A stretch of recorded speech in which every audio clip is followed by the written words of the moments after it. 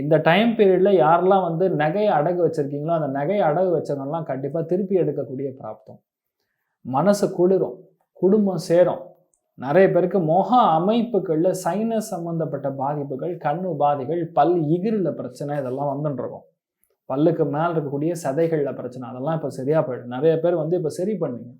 Vision correction அப்படின்னு சொல்லக்கூடிய LASIK ஜியாப்டிக் சர்ஜரிலாம் பண்ணி பளிச்சுன்னு ஆகிடுவீங்க. பார்க்குறக்கே அவ்வளோ லட்சணமாக இருப்பீங்க. நிறைய பேருக்கு பசங்களுக்காக அதிக செலவு. இந்த குரு வக்கரமாக இருக்கும்பொழுது என்ன நடக்கும்னா, ரிஷபத்தில் பிறந்தால் பல பேருக்கு பார்த்தீங்கன்னா ஒரு கோர்ஸில் ஜாயின் பண்ணிடுவாங்க.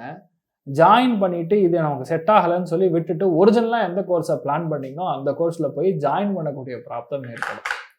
ஸோ ரிஷபத்தில் பிறந்த பல பேருக்கு குழந்தைகளுக்காக நீங்கள் படக்கூடிய கஷ்டம் கண்டிப்பாக வெற்றி அடையும். நிறைய குழந்தைகளுக்கு மருத்துவர்களாக மாறக்கூடிய பிராப்தம், மருத்துவமனையில் சீட்டு கிடைக்கும். நல்ல காலேஜில் சீட்டு கிடைக்கும். ஓரளவுக்கு பணம் கொடுத்தா போதும்னு சொல்லக்கூடிய நிலைமைகளில் சீட்டு கிடைக்கும். புது முயற்சிகள் எல்லாமே வெற்றி அடையும்.